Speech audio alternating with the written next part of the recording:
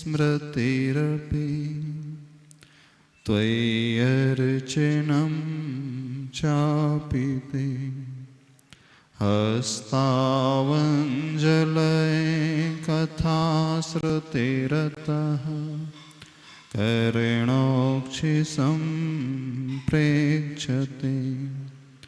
सस्तत्यां व्यसनं शिरोनति परं सेवीदृशीयेन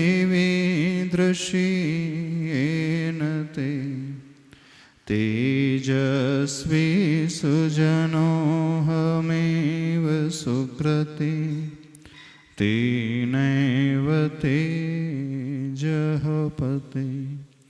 देवादिदेव 1008 श्री महावीर भगवान की। संत श्रोमणी आचार्य भगवान गुरुदेव श्री विद्यासागर जी महाराज की। पूज्याचार्य श्री समय सागर जी महाराज की।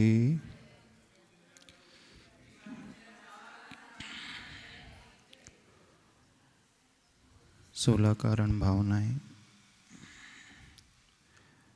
4 भावनाओं का वर्णन पूरा हुआ। दर्शन विशुद्धि भावना, विनय संपन्नता भावना, शील व्रतेष्वनतिचार भावना और अभीक्ष्ण ज्ञानोपयोग भावना। तत्वार सूत्र में जो सूत्र आता है तीर्थंकर प्रकृति को बांधने वाला, दर्शन विशुद्धिर विनय संपन्नता शील व्रतेष्वनतिचार अभीक्ष्ण ज्ञानोपयोग संवेगो।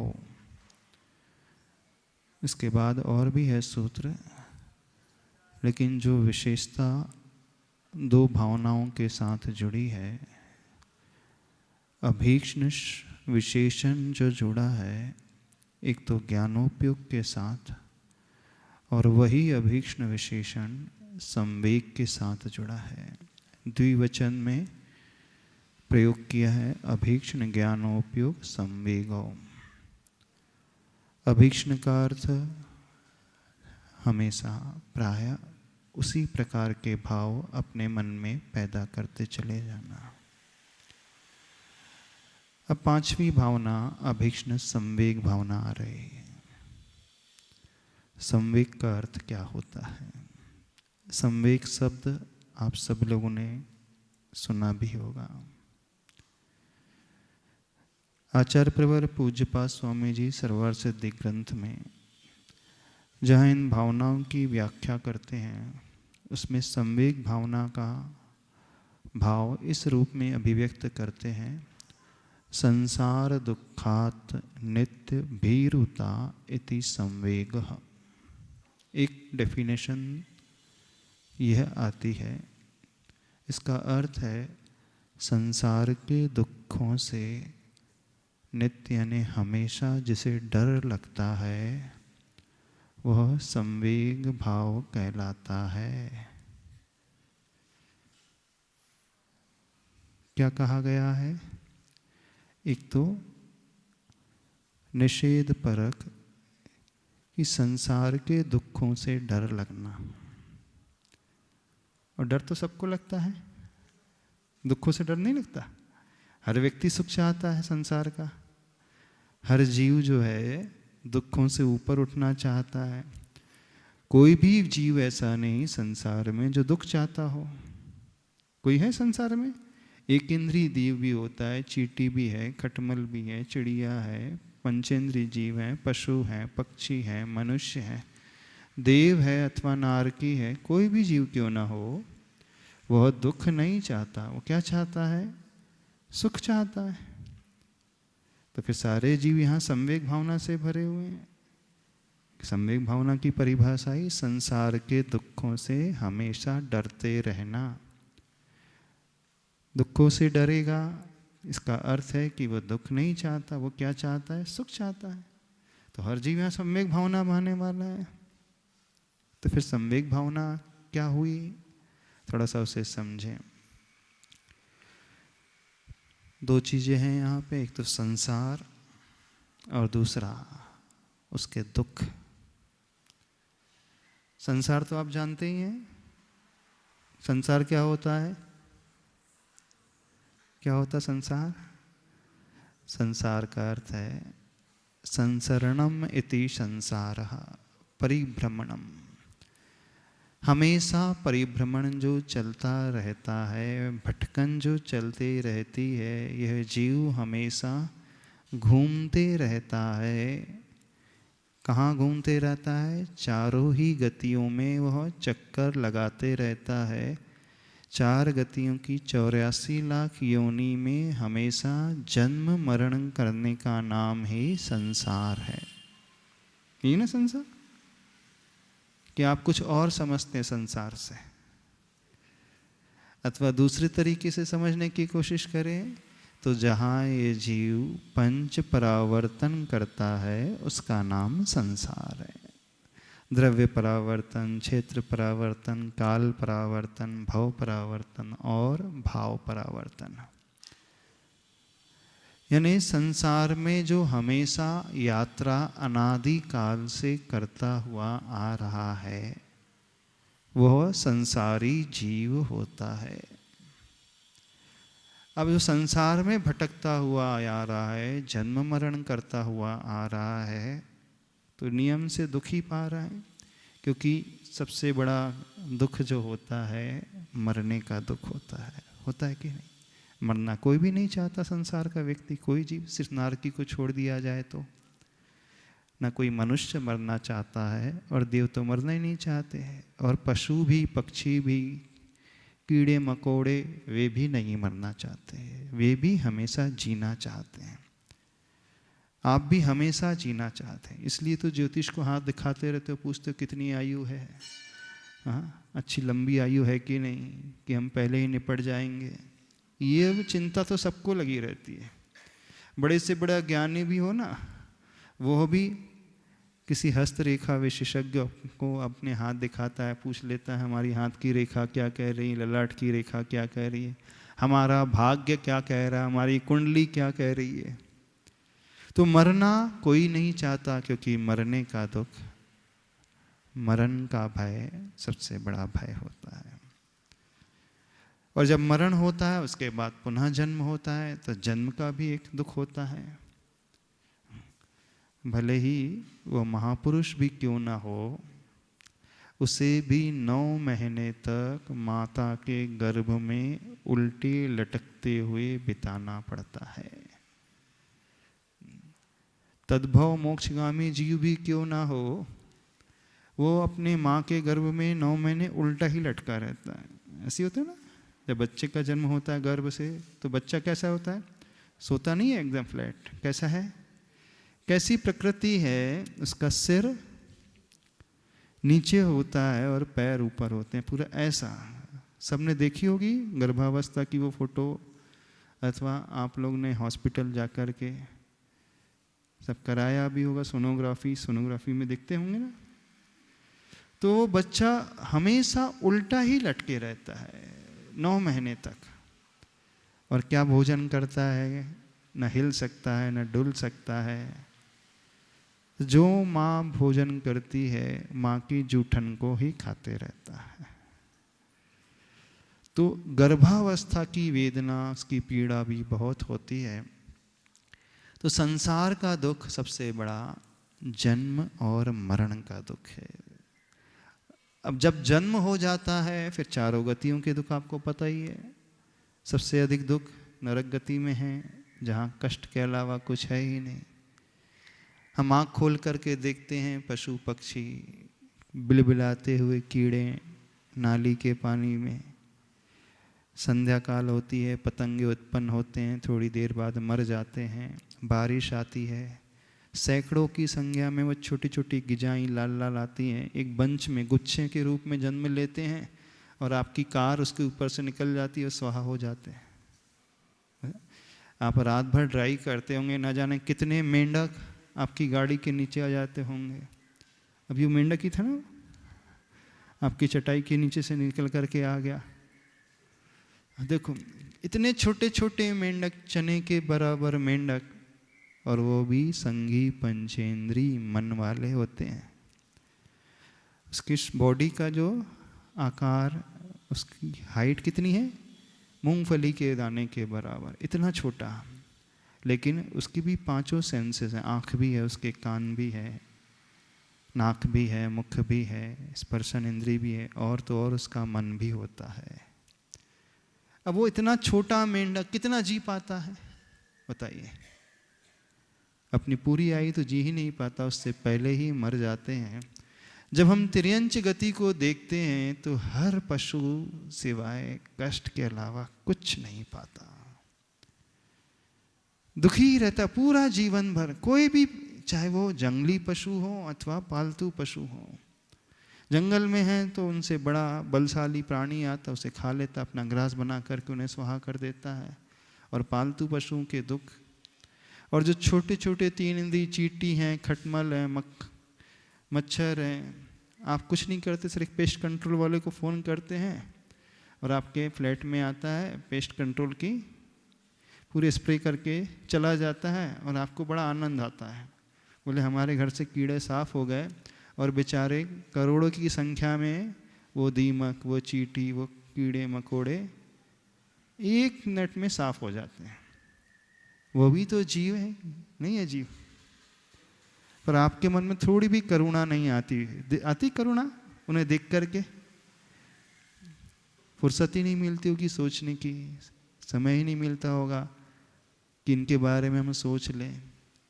और आपको तो बहुत आनंद आता है, आनंद आता है ना, जब रात को आप बेडरूम में जाते हैं ऑल आउट लगा देते हैं, अथवा कौन सी कॉइल लगा देते हैं, कौन कौन से आते हैं वो, मॉस्किटो क्या बोलते हैं उसे, जो भी है भिन्न भिन्न कंपनीज के आते हैं, मॉस्किटो रिपेलेंट होते हैं अथवा मॉस्किटो किलर ही होते हैं। यानी आप उसे लगा देते हैं और बड़ी चैन की नींद सोते हैं, बड़े खुश होते हैं, बोले आज रात को बहुत अच्छी नींद आई। और आपकी उस एक छोटी सी टिकिया ने कितने सारे मच्छरों को समाप्त कर दिया। और रंच मात्र भी हृदय में थोड़ा सा भी ये भाव पैदा नहीं होता कि बेचारे इतने सारे जीव मर गए और हम खुश हो जाते हैं, होते कि नहीं? हाँ, आप अपने घर के टॉयलेट में स्प्रे कराते हैं, फिनाइल आदि डल जाते हैं, उसमें लाखों कीड़े इल्ली जो होती बिलबिला करके मर जाती। रूम क्लीनर होता है, फ्लोर क्लीनर होता है, कितनी चींटियां मर जाती होंगी, सोचा कभी? कभी विचार नहीं आता, यह विचार नहीं आता कि वे जीव हैं, उनके भीतर भी आत्मा है और उनका जन्म प्राय मरने के लिए ही होता है।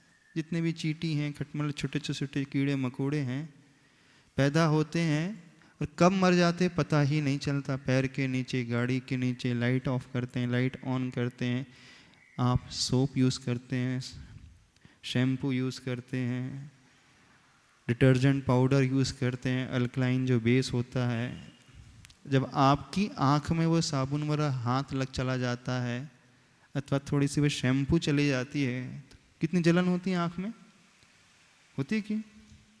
अब वो ही पानी जो पूरा का पूरा क्षारी है, अल्कलाइन है, वो आप कपड़े धो करके ऐसी बहा देते हो अपने बाथरूम में, और वो जाता है पानी। अब उन कीड़ों की क्या दशा होती होगी, बड़े खुश होते होंगे वो कीड़े, हैं? कभी देखना, बिल बिला करके तड़प तड़प करके मरते हैं। यानी कि गृहस्थ दशा में रह करके जो भी वो गृहस्थ कार्य करता है, सवेरे से लेकर रात्रि तक लाखों जीवों की हिंसा के बिना कोई कार्य संभव ही नहीं होता है। अन्न स्टोर करते हैं, घी है, तेल है, गुड़ है, शक्कर है, उसमें कितनी चींटियां हो जाती हैं, मर जाती हैं।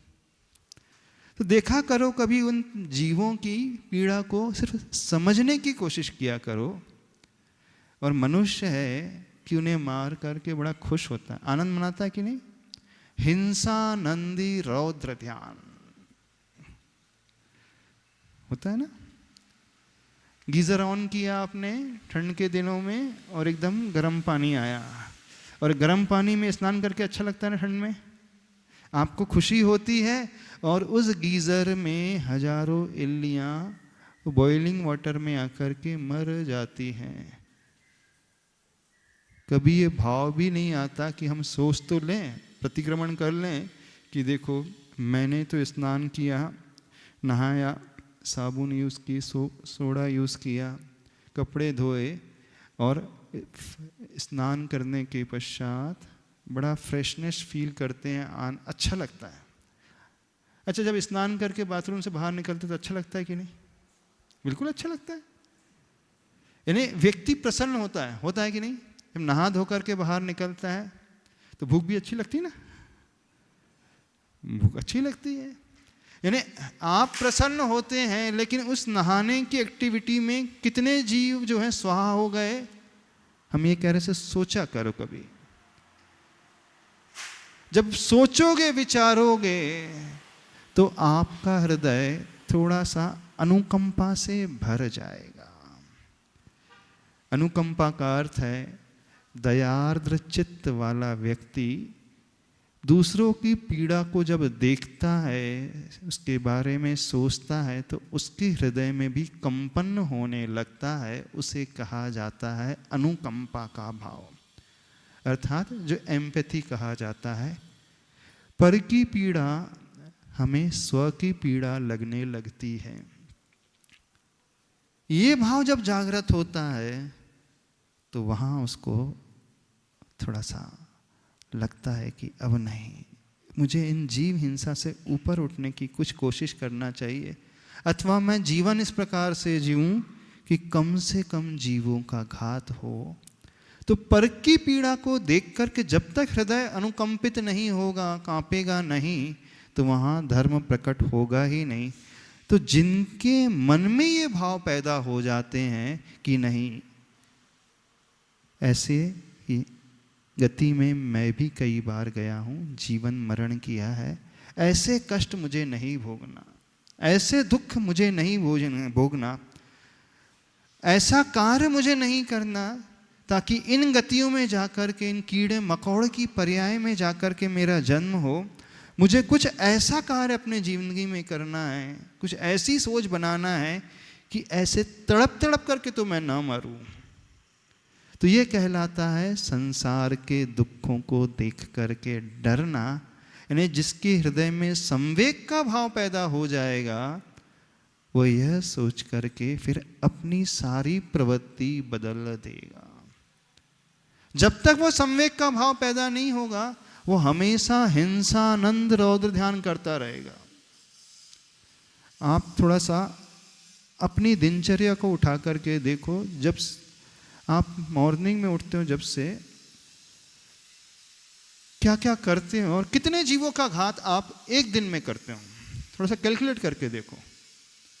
हाँ, टॉयलेट जाते हो, फ्लश यूज़ करते हो, लाखों करोड़ों स्वाहा, स्नान किया, लाखों करोड़ों स्वाहा, कपड़े धोए, लाखों करोड़ों स्वाहा, किचन में गए, गैस ऑन किया, आटे में वो इतने जीव थे, चींटी पैर के नीचे आ गई, आपने एक लक्ष्मण रेखा खींची, टेंशन फ्री। क्या करते हो, एक चौक यूज करते हैं ना महिला, लक्ष्मण रेखा किचन में, बोले इससे चींटी भी नहीं आएंगे, कीड़े भी नहीं आएंगे। आपने एक लक्ष्मण रेखा खींची, हाँ, बोले अब कुछ नहीं लग रहा है, एक फिनाइल का स्प्रे किया, बोले बढ़िया लग रहा है। यानी प्रातः यदि आप 6 बजे उठते हैं, 6 से 7 बजे तक ही कितने जीव मार देते हो, सोचा है कभी? बिना जीव घात के, बिना जीव हिंसा के एक कदम भी व्यक्ति का बढ़ नहीं सकता है। क्योंकि प्रातः उठेगा, मॉर्निंग उठेगा, टॉयलेट जाएगा, फ्रेश होगा तो वहाँ जीव हिंसा, फिर स्नान करेगा वहाँ जीव हिंसा, कपड़े धोएगा वहाँ जीव हिंसा, इतना ही नहीं, फिर मुख साफ करेगा, पेस्ट करेगा, टूथपेस्ट, उसमें जीव हिंसा, फिर नहाने के बाद श्रृंगार करोगे, कॉस्मेटिक्स यूज़ करोगे, सारे हिंसक संसाधन है उसमें, प्रसाधन है वाले, उसमें जीव हिंसा, फिर किचन में जाओगे वहाँ जीव हिंसा, फिर गाड़ी लेकर के बाहर जाओगे, बिजनेस करने जाओगे, आपकी गाड़ी के नीचे कितने मेंढक, कितनी गिजाएं, कितने कीड़े मर जाते हैं, वहाँ जीव हिंसा। जिस बिजनेस को कर रहे हैं उस बिजनेस में जीव हिंसा, लाइट ऑन कर रहे हैं, कूलर ऑन कर रहे हो, गीजर ऑन कर रहे हैं, उसमें जीव हिंसा। हिंसा के अलावा कुछ बचता है कि नहीं बचता है? कुछ समझ में आ रहा है? थोड़ा सा अपना डेली रूटीन चेक करके तो देखो, कैलकुलेट करको देखो हम दिन भर में कितने जीव मारते हैं। सिर्फ कैलकुलेशन करना है अंदाज से कि ऑन एन एवरेज डेली कितने मारते होंगे, कितने मारते होंगे, क्या लगता है आपको? हाँ हाँ, अनकाउंटेबल, असंख्यात जीव। तो त्रस की हम बात कर रहे हैं अभी, अनंत की तो वो स्थावर वाले हैं। जो अनकाउंटेबल जीव हर व्यक्ति डेली मारता है और उसके हृदय में रंच मात्र भी ये भाव नहीं आता है कि मैंने इतने जीव सफा कर दिए। शायद ही कोई सोचता है, कोई नहीं सोचता। हमने जितने अच्छे आप बैठे, कभी सोचते हो आप कि कितने जीव मार करके हमारी दिन की यात्रा चलती है? और वो जीव राशि, वे बिलखते हुए तड़पते हुए जीव जिनके शरीर में आत्मा है, उस गति में रहने वाले जीव जिनका जीवन सिर्फ जन्म और मरण के अलावा कुछ नहीं होता। तो सबसे बड़ा दुख तो वो है।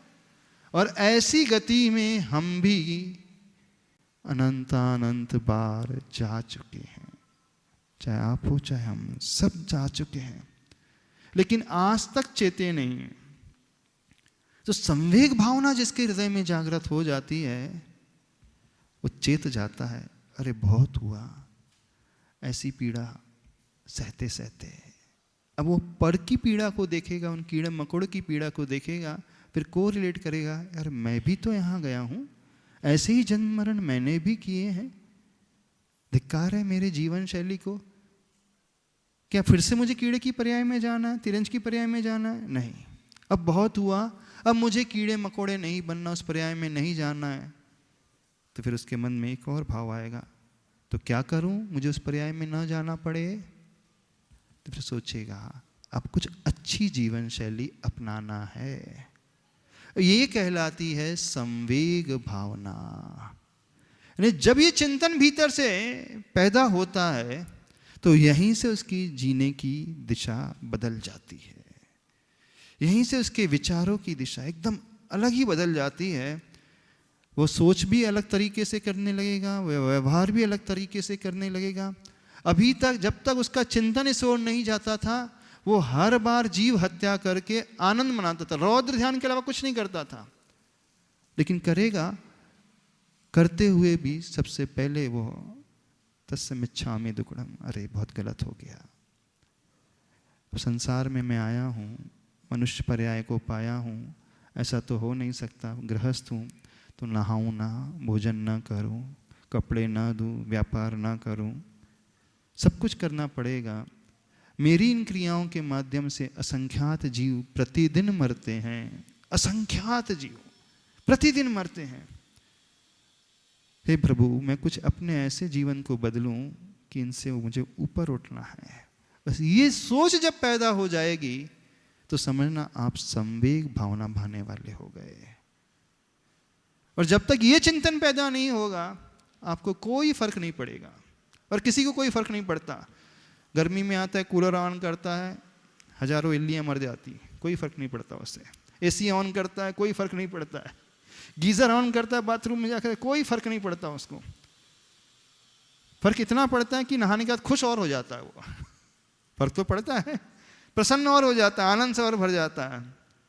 तो आचार्य भगवान कह रहे हैं नहीं, यदि हमें जीवन से आसक्ति करना है तो आचार्य भगवान ने सूत्र दिया, उमा स्वामी प्रवराचार्य ने, जगत काय स्वभाव व संवेग वैराग्यार्थम।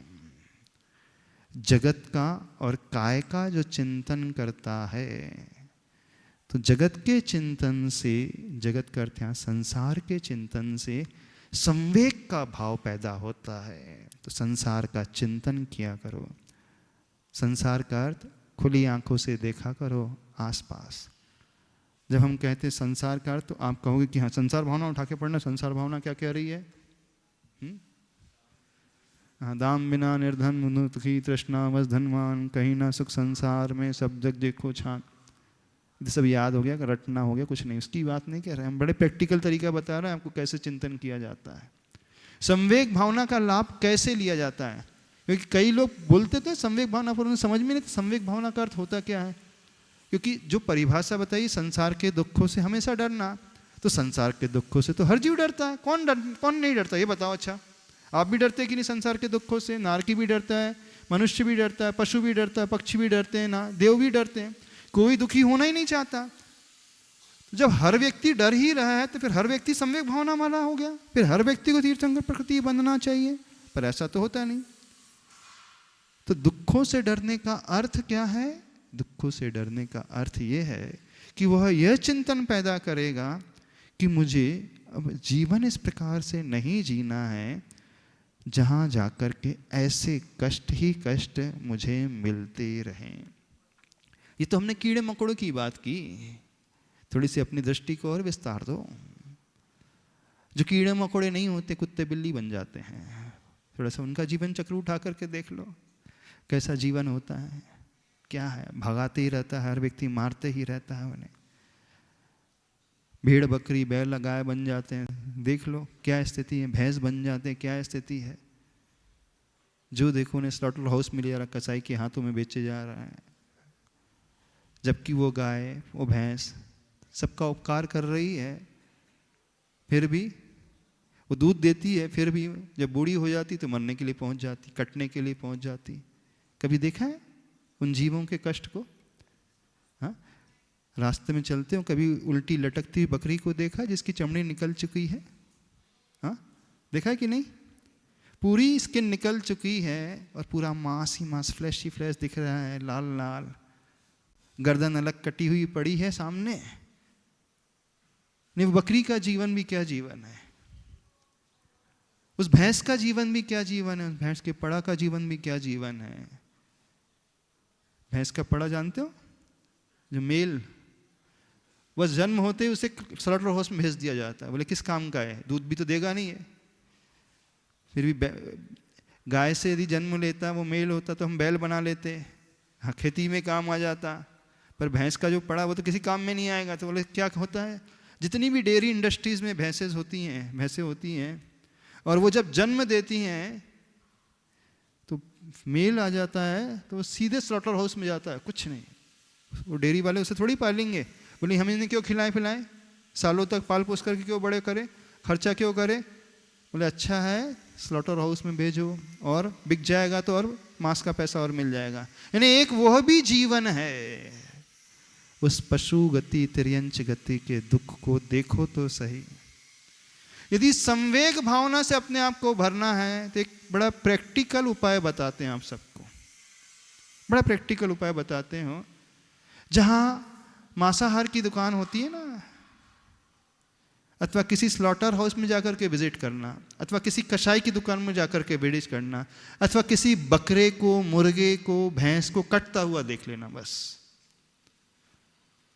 देख सकते हो, देखना तो सही उनकी पीड़ा को, उनकी वेदना को, कैसे खौलता हुआ पानी उन पर डाला जाता है, चमड़ी अलग की जाती, खींच करके नोच करके निकाली जाती है, और वो मांस का लोथड़ा है वो तड़पते रहता है, उछलते रहता है। वो मुर्गी, उनकी गर्दन कट जाती है और आप लोगों को थोड़ा सा भी भाव पैदा नहीं होता।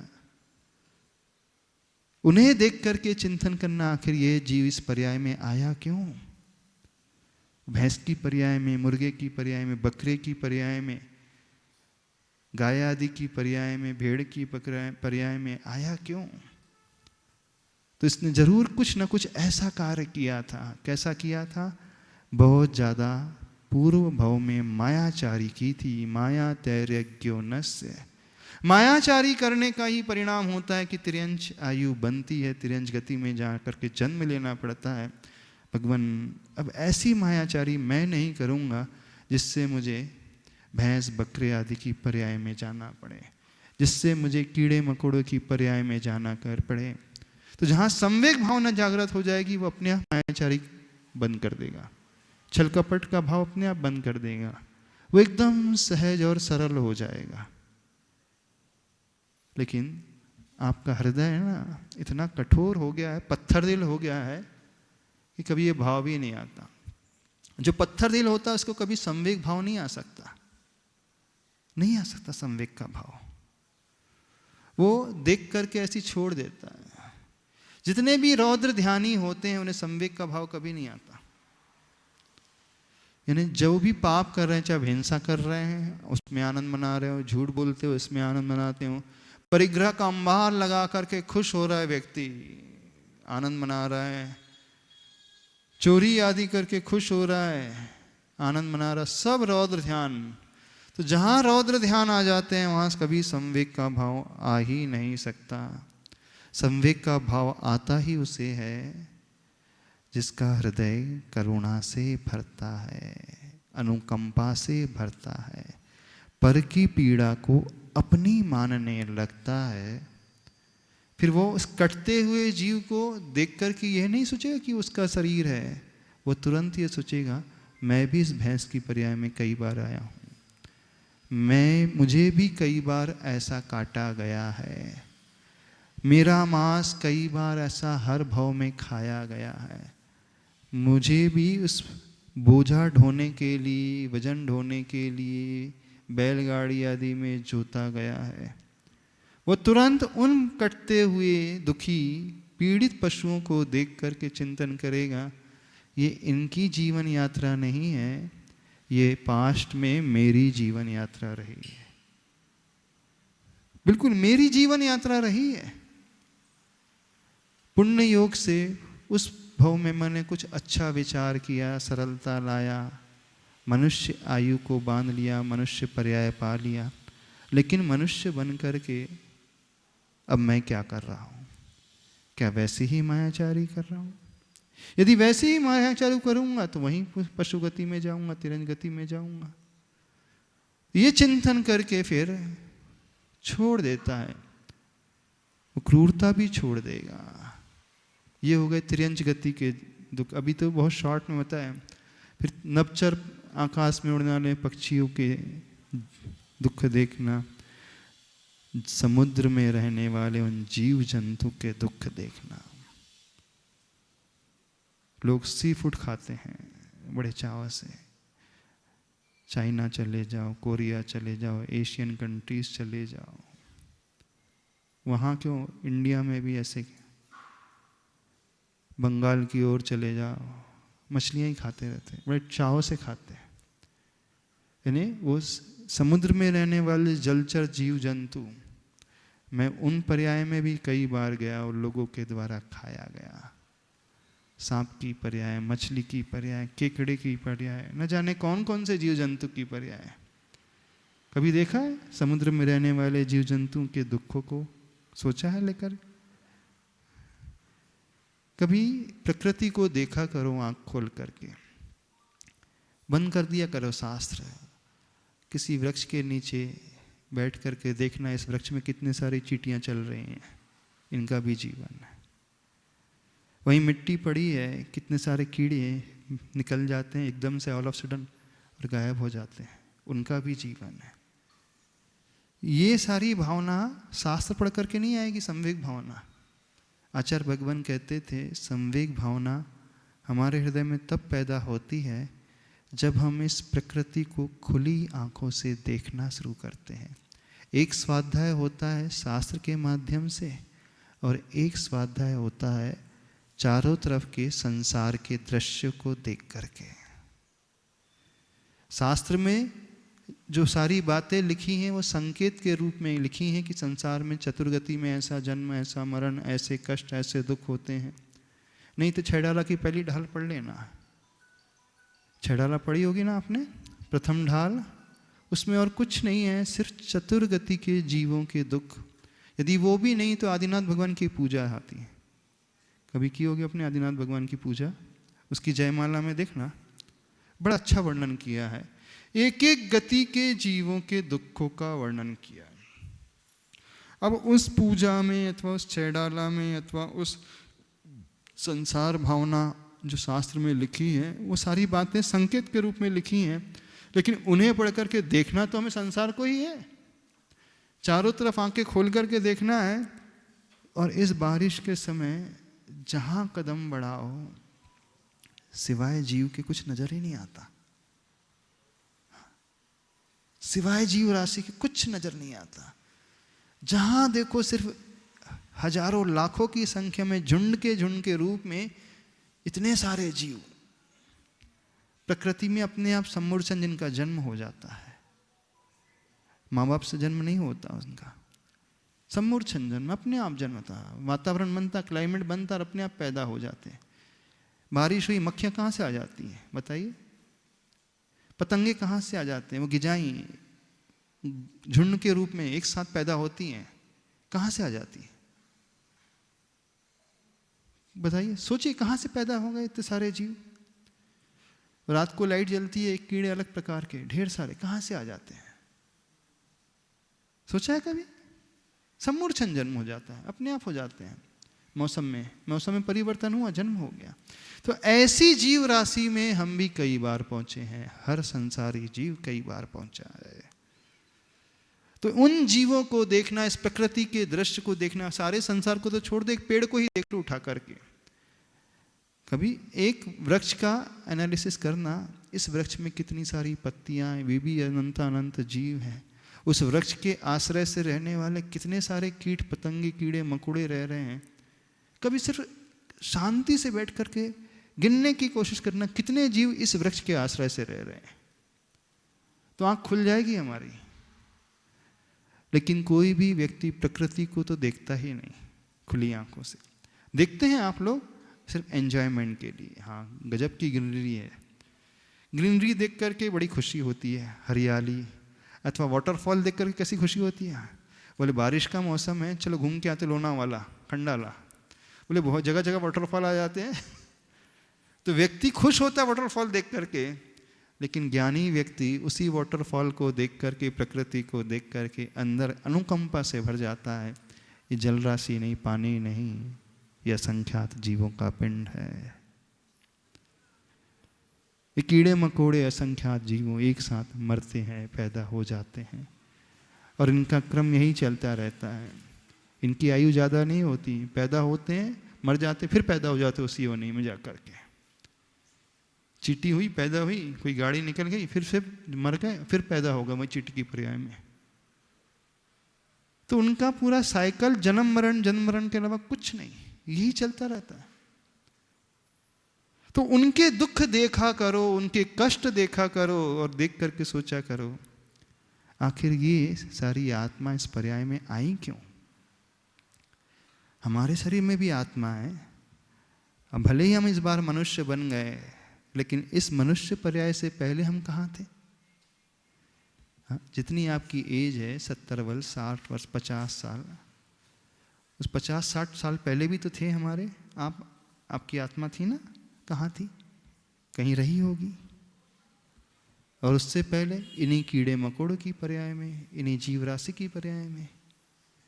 क्योंकि हम अनंतानंत काल हमारा निकलता है तो एकमात्र तिर्यंच गति में ही निकलता है, वह भी एकेंद्रीय निगोद की पर्याय में ही निकलता है, उन कीड़े मकोड़ों की पर्याय में ही निकलता है।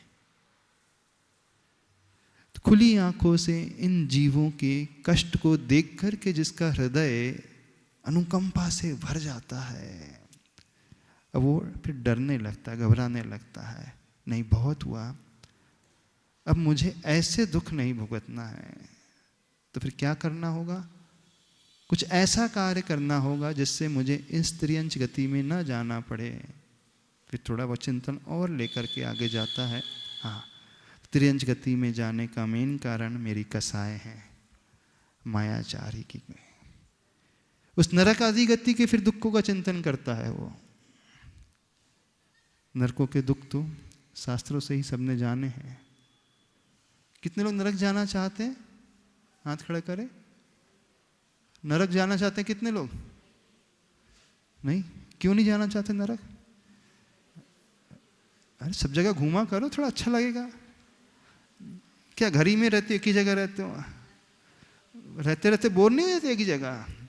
तो व्यक्ति जब एक ही जगह रहते रहते बोर हो जाता है तो वो कहते थोड़ा सा मैं घूम फिर करके आता हूँ, टूर करके आता हूँ। बोले घर में रहते रहते साल भर हो गया, बहुत थोड़ा सा एक्सर्शन हो रहा है, बोर हो रहा है, फ्रेश करने के लिए मूड को घूम करके आते हैं। तो कभी नरक भी घूम करके आया करो, कैसा लगता है नरक। देखो तो खड़ी कैसा होता है नरक, देख लिया, होकर के आ गए। कितने लोगों को विश्वास है कि होकर के आ गए? सब नरक होकर के आ गए। तो जाना है फिर से? नहीं जाना। क्यों नहीं जाना? कारण इसलिए नहीं जाना कि नरक गति में तो कष्टों के अलावा कुछ नहीं। तिर्यंच गति में फिर भी थोड़ा सा सुकून हो जाता है, रेस्ट मिल जाता है। मरता है एक ही बार है, लेकिन फिर भी थोड़ा रिलीफ बीच बीच में मिल जाता है। लेकिन नरकों में तो तिल तिल करे देह के खंड, असुर भिड़ावे दुष्ट प्रचंड। वहाँ सिर्फ कटने मरने के और मारने के अलावा कुछ भी नहीं है। और वो भी 2 4 20 साल 70 80 साल नहीं। यहाँ तो 70 80 साल तक जीना है मनुष्य। अभी मनुष्य गति की तो हमने बात ही नहीं की है। वहाँ तो कितने वर्ष जीना है? सागरोपम, खरबों अरबों वर्षों तक जीना है। जब इस मनुष्य गति में कष्ट आते हैं, देखना, हमें कोई रोग हो जाए, भयंकर बीमारी हो जाए, शरीर में तीव्र वेदना हो जाती है और रात रात भर नींद नहीं आती है, तो एक एक मिनट कैसा लगता है? एक एक घंटे के बराबर लगता है कि नहीं? यदि रात भर किसी को नींद नहीं आ रही है तो हर 5 मिनट में घड़ी देखते रहता है। उसको लगता है 1 घंटा तो बीत गया होगा, देखता रही 5 मिनट ही बीते हैं, अभी 12 ही बजे, फिर 12:05 हुए, 12:10 ही हुए। यानी एक एक मिनट घंटों के अनुसार बीतता है। रात ही नहीं कटती है वेदना में। जिन्हें नींद नहीं आती है अथवा जिन्हें कोई रोग होगा उनसे पूछना। तो वेदना भले ही एक रात की है, लेकिन प्रतीत क्या होता है, फील क्या होता है? बहुत लंबी है। होता है ना, जैसे आप वेदर रिपोर्ट देखते हैं, टेम्परेचर कितना है? 40 डिग्री, फील्स लाइक 45।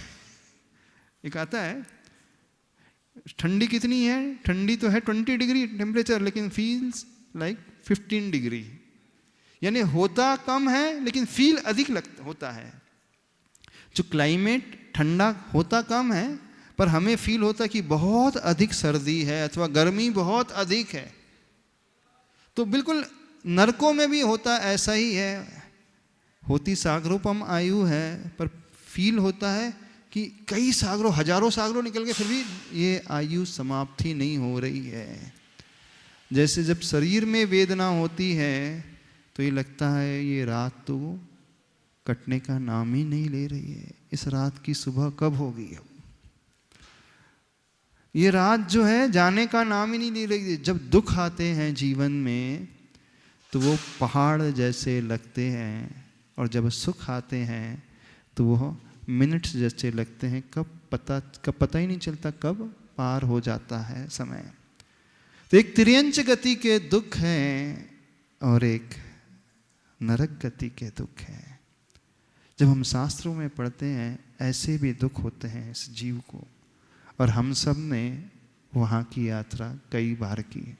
कितने बार की है? क्या लगता है आपको, कितने बार नरक गए होंगे आप लोग? हाँ, कितने बार? 2 4 बार गए?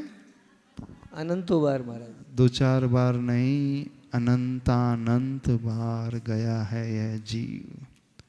जब वहाँ पहुँचता है तो संकल्प लेता, अब ऐसा कुछ नहीं करूँगा फिर से नरक आना पड़े।